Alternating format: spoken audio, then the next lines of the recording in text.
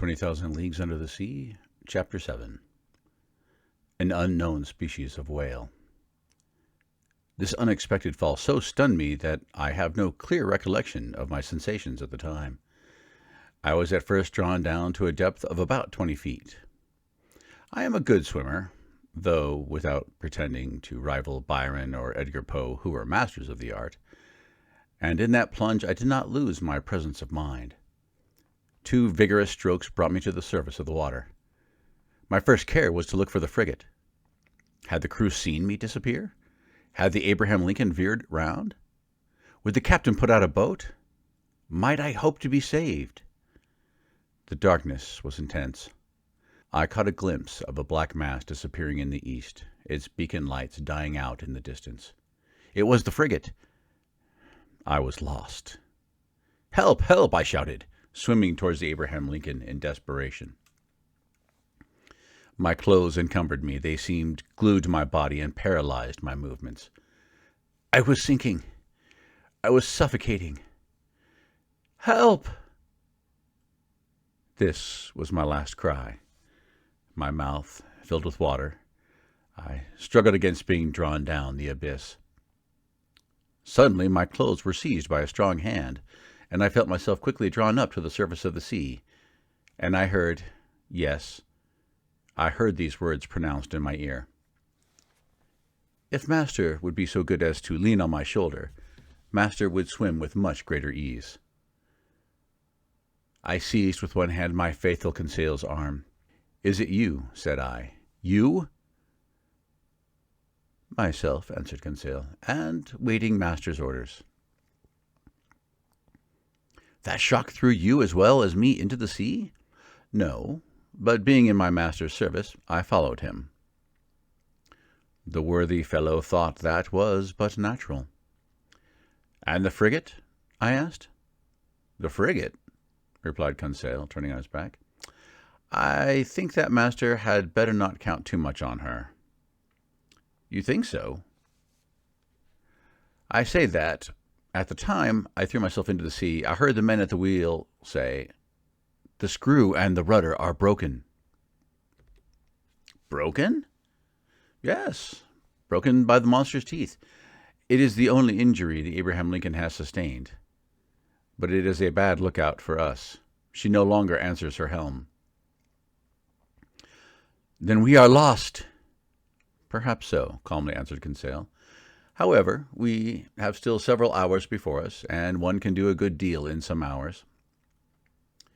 Conseil's imperturbable coolness set me up again. I swam more vigorously. But, cramped by my clothes, which stuck to me like a leaden weight, I felt great difficulty in bearing up. Conseil saw this. "Will Master let me make a slit?" said he. And, slipping an open knife under my clothes, he ripped them up from top to bottom very rapidly. Then he very cleverly slipped them off me, while I swam for both of us.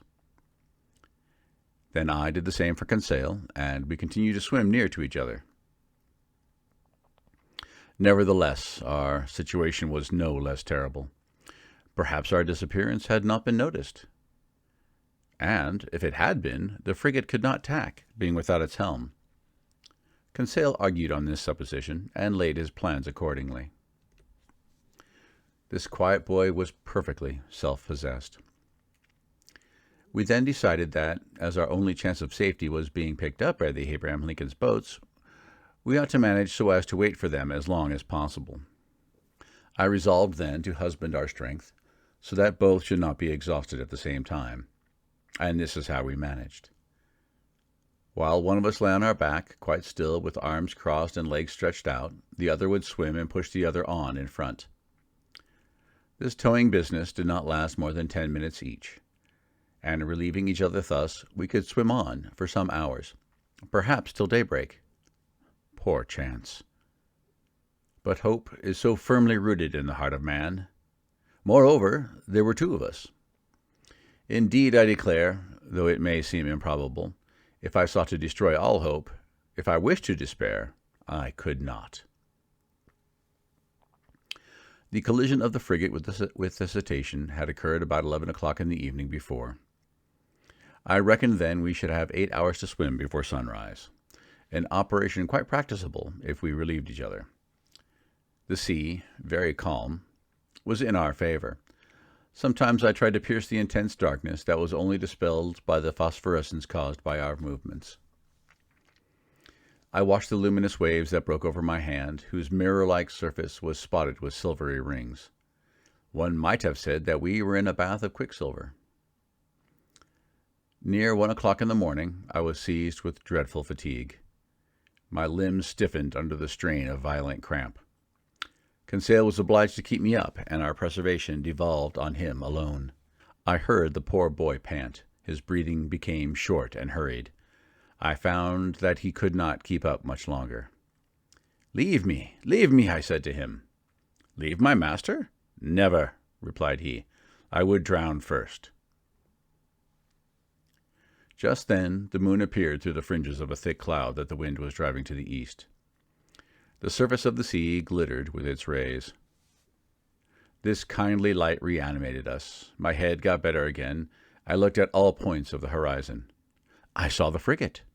She was 5 miles from us, and looked like a dark mass, hardly discernible. But no boats. I would have cried out. But what good would it have been at such a distance? My swollen lips could utter no sounds. Conseil could articulate some words, and I heard him repeat at intervals, "Help! Help!" Our movements were suspended for an instant. We listened.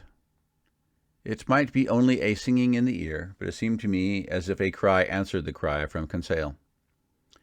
"Did you hear?" I murmured. "Yes, yes." And Conseil gave one more despairing cry. This time there was no mistake. A human voice responded to ours. Was it the voice of another unfortunate creature abandoned in the middle of the ocean, some other victim of the shock sustained by the vessel? Or rather, was it a boat from the frigate that was hailing us in the darkness? Conseil made a last effort, and leaning on my shoulder while I struck out in a desperate effort, he raised himself half out of the water, then fell back, exhausted. "What did you see?" "I saw," murmured he. "I saw... But do not talk. Reserve all your strength." What had he seen? Then, I know not why, the thought of the monster came into my head for the first time. But that voice...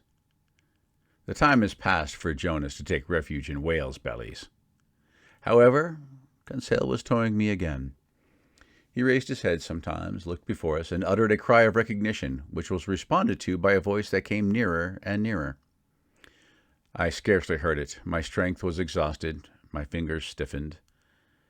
My hand offered me support no longer. My mouth, convulsively opening, filled with salt water. Cold gripped over me. I raised my head for the last time. Then I sank. At this moment, a hard body struck me. I clung to it. Then I felt that I was being drawn up, that I was brought to the surface of the water, that my chest collapsed. I fainted. It is certain that I soon came to, thanks to the vigorous rubbings that I received. I half opened my eyes. "Conseil," I murmured. "Does master call me?" asked Conseil. Just then, by the waning light of the moon, which was sinking down to the horizon, I saw a face which was not Conseil's, which I immediately recognized. "Ned!" I cried. "The same, sir, who is seeking his prize," replied the Canadian.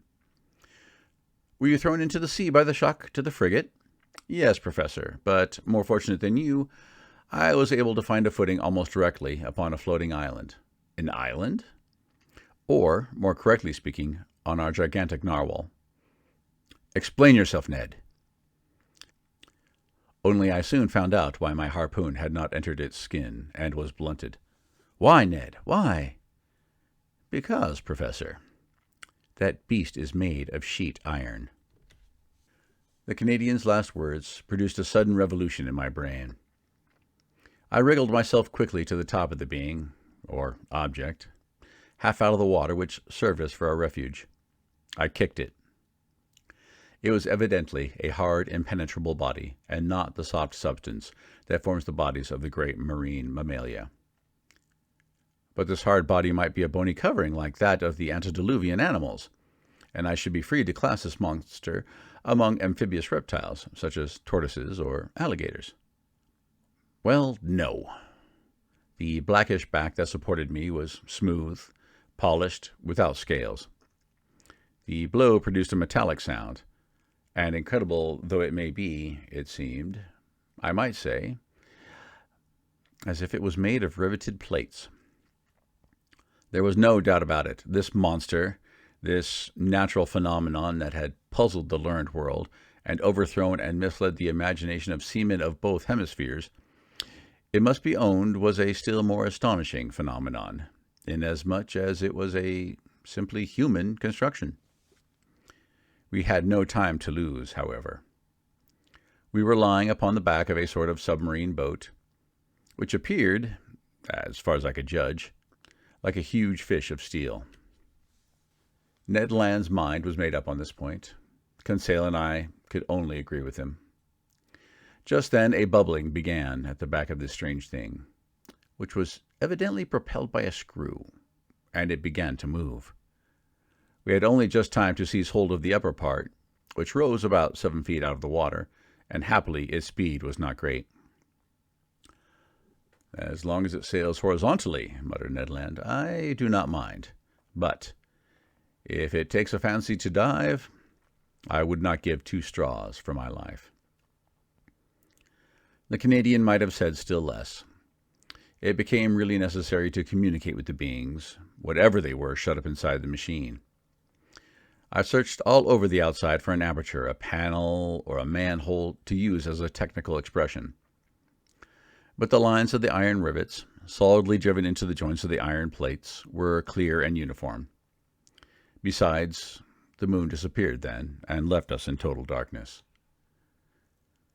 At last, this long night passed.